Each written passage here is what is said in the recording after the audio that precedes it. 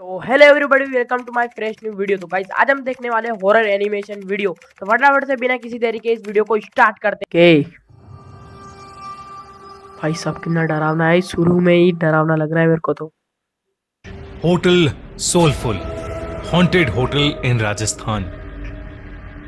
3 दोस्त पीयूष, विकास और अमित राजस्थान के एक छोटे से गांव छीत्री आए थे। वो लोग अपने बिजनेस के लिए उस गांव में फैक्ट्री डालना चाहते थे, क्योंकि उस गांव में जमीन और मजदूर दोनों ही काफी सस्ते थे। उस गांव में अमित ने होटल सोलफुल में रुकने का बंदोबस्त किया था।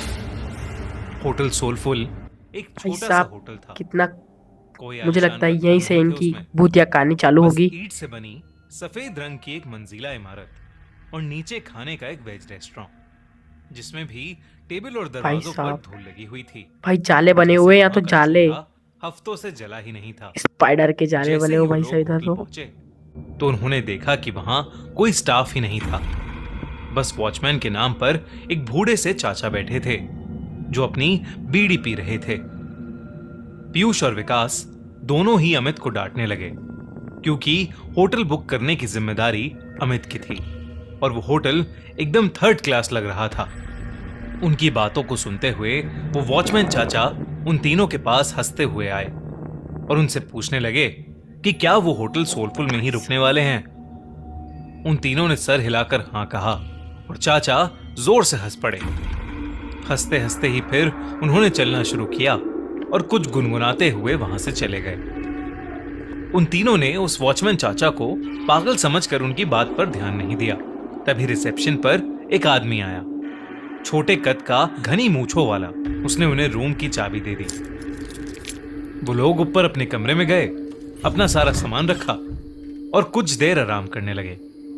पीयूष को अचानक प्यास लगने लगी और रूम में पानी नहीं था। पीयूष पानी लेने के लिए जैसे ही रूम के बाहर निकला, उसे पायल की एक झंकार सुनाई दी। भाई साहब भूतिया कहानी ऐसी अब यहाँ से आवाज चालू हो चुकी जैसे है। कोई पायल पहने भाग रहा हो।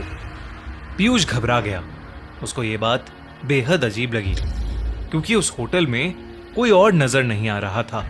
अब उसके फ्लोर के कॉरिडोर के एंड से पायल की आवाज के साथ साथ एक जवान लड़की की हंसने की आवाज भी आने लगी। पीयूष भाई उस इसका आवाज के बैकग्राउंड पीछे म्यूजिक जाने कितना लगा। खतरनाक है ना भाई। तभी उसके कंधे पर किसी ने हाथ रखा और पीयूष चीख पड़ा। पीछे रिसेप्शनिस्ट पानी लेकर खड़ा था।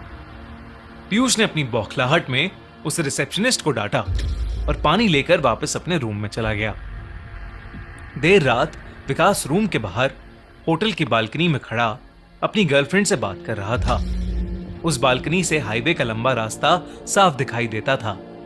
अचानक उस रास्ते पर एक एक्सीडेंट होता हुआ दिखा। विकास चौंक गया। वो नीचे दौड़ लगाने के लिए जैसे ही मुड़ा तो उसके पीछे सफेद कुर्ते में एक बूढ़ा आदमी खड़ा था।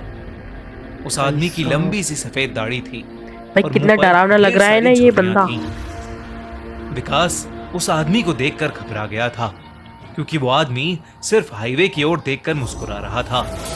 फिर अचानक से उसने विकास को देखा और उसने हंसना बंद कर दिया। वो आदमी जैसे ही विकास की ओर बढ़ा, विकास डर कर अपने रूम में आ गया। रूम में आकर जब उसने अपने रूम की खिड़की से उस हाईवे पर देखा तो वहां कोई एक्सीडेंट नहीं हुआ था। भाई ये कैसे अगले दिन तीनों फैक्ट्री की साइड देखने के लिए निकले, लेकिन गाड़ी शुरू होकर थोड़ा आगे ही बढ़ी थी कि अचानक बंद पड़ गई। भाई साहब साइड जाने के लिए कोई बस या सवारी भी नहीं थी। तो उन तीनों ने रिसेप्शनिस्ट के कहने पर शहर से एक मैकेनिक को भाई बुलाया। साहब 3 घंटे बाद जब मैकेनिक आया तो उसने थोड़ी देर तक गाड़ी को देखने के बाद कहा कि गाड़ी को वर्कशॉप ले जाना होगा। वो तीनों मैकेनिक के साथ ही टो करने वाली गाड़ी में चले गए और साइड पर उतर गए। साइड देखते देखते शाम हो गई थी। उनको मैकेनिक का कॉल आया कि उनकी गाड़ी पूरी तरह से बिगड़ चुकी है और वो कब तक बनेगी कहां नहीं जा सकता। अब उन्होंने वापस जाने के लिए एक ट्रक वाले से बात की और उस ट्रक वाले को होटल पर खाना खिलाने का लालच दिया। लेकिन जब उन्होंने उस ट्रक वाले के सामने होटल सोलफुल का नाम लिया, तब वो ट्रक वाला बेहद घबरा गया। उस ट्रक वाले ने उन्हें बताया कि होटल सोलफुल में भूतों का बसेरा है। उसने कहा कि होटल सोलफुल एक भाई कब्रिस्तान पर साहब, बनाया गया था। एक इतना नहीं, डरावना बल्कि एनिमेशन 100 वीडियो से भी बनाया ज्यादा है ना। भूत वहां रहते हैं और इसलिए वहां कोई भी नहीं जाता। पीयूष और विकास के साथ हुए हादसों ने उन्हें सोचने पर मजबूर तो किया, पर अमित भूत प्रेत और सुपर नेचुरल चीजों में नहीं मानता था। उसने ये बात रफा दफा कर दी और ट्रक ड्राइवर से कहा कि वो उन्हें होटल से थोड़ा दूर ही उतार दे। बहुत मनाने के बाद वो ट्रक वाला मान गया और वो तीनों जैसे तैसे होटल पहुंचे। भाई साहब, देर ये रात हो अपनी चुकी मौत को थी खुद बुला रहे और हैं। तीनों कमरे में आराम कर रहे थे। अमित भी लेटे लेटे अपने फोन से खींची फोटोज देख रहा था, लेकिन अचानक वो उठकर बैठ गया। ऐसा लग रहा था जैसे उसके होश ही उड़ गए हों। उसकी तस्वीरों में उनके ही कमरे में कई सारे बच्चे दिखाई दे रहे थे। वो बच्चे शायद जो उस होटल में बसे भूत थे। अमित के हाथ पांव ठंडे पड़ गए। उसने पीयूष और भाई विकास को जब फोटोज के बारे में बताया तो वो तीनों बहुत घबरा गए। वो उस होटल के रिसेप्शनिस्ट को ढूंढते हुए नीचे आए, लेकिन रिसेप्शनिस्ट का नामो निशान ही नहीं था। वहां उन्हें वो बूढ़े चाचा बैठे हुए मिले। उन्होंने ये सब उन बूढ़े चाचा को बताया तो उस बूढ़े चाचा ने हंसते हुए कहा कि जब वो होटल के अंदर आए थे तो 4 आत्माएं तो उनकी गाड़ी के ऊपर ही बैठी हुई थीं। उन्होंने बताया कि होटल सोलफुल में पिछले 18 सालों से भूतों का साया था। जब से यह होटल बना था तब से यहाँ के भूत होटल में आने वाले लोगों को जिंदा वापस नहीं जाने देते। भाई साहब, कितना किसी के डरावना है ना एक्सीडेंट्स ये। करवा देते हैं तो किसी को आत्महत्या करने पर मजबूर कर देते हैं। फिर होटल की बालकनी की ओर इशारा करके उन्होंने बताया कि वहां देखो, वो सफेद कुर्ते में एक बूढ़ा आदमी खड़ा है। उस आदमी ने यहाँ होटल बनाने से मना किया था क्योंकि यह जगह कब्रिस्तान की थी। लेकिन कुछ महीनों बाद होटल के सामने वाली रोड पर उसकी एक्सीडेंट से मौत हो गई और आखिर में उस वॉचमैन ने उन तीनों को बताया कि उनकी गाड़ी ठीक नहीं होने वाली थी।